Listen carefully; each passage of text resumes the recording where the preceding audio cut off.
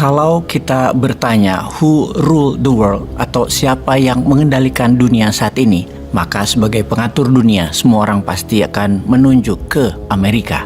Lalu dalam 10 tahun terakhir Amerika mendapat tantangan baru, yaitu Tiongkok. Di posisi ekonomi nomor 2 dunia negaranya, Tiongkok tidak bisa dikendalikan Amerika secara penuh, termasuk dolar Amerika tidak terlalu mempan dengan Tiongkok. Kita intermezzo sebentar. Bayangkan, 40 tahun yang lalu, Tiongkok negara komunis kental dengan pengaruh Deng Xiaoping yang sangat komunis. Lalu ada pertanyaan, bagaimana Tiongkok membangun jaringan kereta api? Bagaimana Tiongkok membangun infrastruktur jalanan? Bagaimana Tiongkok membangun pelabuhan dan industri dengan masif? Adakah yang meminjamkan dolar ke Tiongkok 40 tahun yang lalu? Atau adakah waktu itu Tiongkok membangun pakai surplus perdagangan? Apakah Tiongkok begitu kaya 40 tahun yang lalu itu? GDP 40 tahun yang lalu Tiongkok sekitar tahun 1980-an hanya $200 per kapita. Bandingkan dengan Indonesia di tahun 1980-an adalah $490 per kapita. Alias penduduk Indonesia masih lebih kaya 2,5 kali lipat dari Tiongkok. Karena Tiongkok tidak mau ikut IMF, Tiongkok berani printing money, berani untuk membuat hingga membangun, sehingga sekarang GDP per kapita Tiongkok adalah $14.000 atau 3,5 kali warga Tiongkok itu lebih kaya dari warga Indonesia yang secara per kapita, atau 20 kali asetnya lebih kaya Tiongkok dari Indonesia yang hanya senilai 1,1 triliun. Tiongkok 20 triliun dolar. Intinya, tetaplah bertahan dengan ilmu barat, wahai pejabat, dan tetaplah bersandar ke dolar Amerika dan ilmu ekonomi Amerika. Pakai aja terus. Garansi sampai mampus Indonesia terus berhutang. Kok nggak nyadar-nyadar juga ya? Itu IKN, bangun aja pakai printing money. Berani nggak? Kok ngutang berani, cetak uang berbasis proyek nggak berani? Kalau kita deket sama Tiongkok ya, jangan manut aja sama Tiongkok. Sekalian aja printing money kayak Tiongkok. Jangan aja dekat saja, tiru sekalian. Wah, ini ora. Kembali ke pengendali dunia. Kita petakan. Total GDP negara BRICS bersebelas adalah 31 triliun dolar.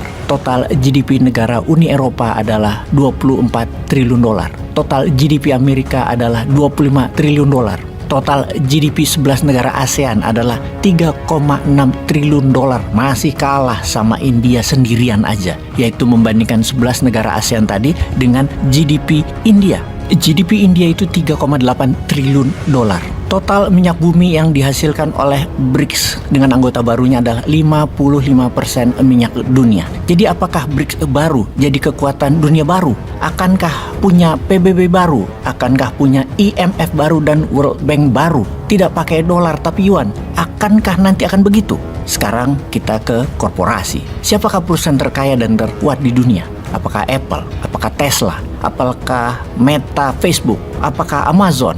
Sebenarnya perusahaan-perusahaan tersebut hanya ukurannya semut bagi dua perusahaan besar ini. Perusahaan besar itu adalah Vanguard dan BlackRock. Vanguard dan BlackRock adalah perusahaan investment fund terbesar dan terkuat di dunia. Kalau boleh dikatakan, mereka lah Wagnernya dunia korporasi, ujung tombak soft powernya Amerika. Total aset manajemen yang dikelola mereka nilainya adalah 15 triliun dolar atau 5 kali GDP-nya Perancis, atau 70% GDP-nya Tiongkok, atau 15 kali GDP-nya Indonesia. Lalu bagaimana dua perusahaan besar tersebut mengendalikan dunia? Sangat sederhana caranya. Vanguard dan BlackRock memiliki semua saham perusahaan besar dunia. Vanguard dan BlackRock adalah pemegang saham besar di Google, Apple, Amazon, Facebook, juga Microsoft, dan banyak lagi perusahaan besar dunia, perminyakan, farmasi, bioengineering, high-tech, dan lain sebagainya. Jadi, setiap kita atau Anda melakukan sesuatu seperti pembelian atau memakai platform melalui berbagai macam perusahaan itu, Vanguard dan BlackRock semakin kaya. Kita nonton Netflix, Vanguard semakin kaya. Kalian menggunakan Instagram,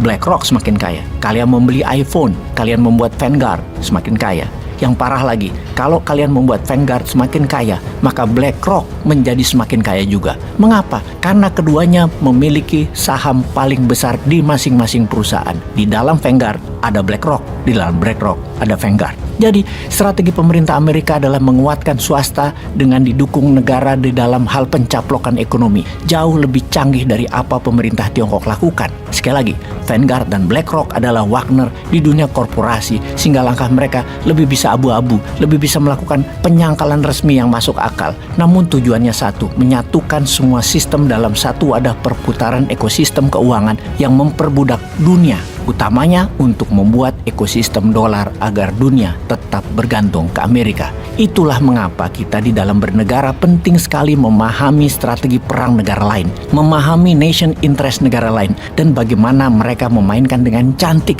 untuk menyedot kekayaan negara lain, memainkan pejabat negara lain tanpa semua sadar. Ya mbok ke depan Indonesia juga punya Wagner, punya Vanguard, punya BlackRock juga gitu loh. Tinggal print doang kok rupiahnya, buat investment fund, terus beliin Indomie, BCA, Astra, Adaro, IKN, Rempang, gak usah ribut gitu loh. Atau ambil barang Tiongkok seperti Xiaomi, Oppo, Wuling, Wantal, apalah pokoknya ambil. Peace.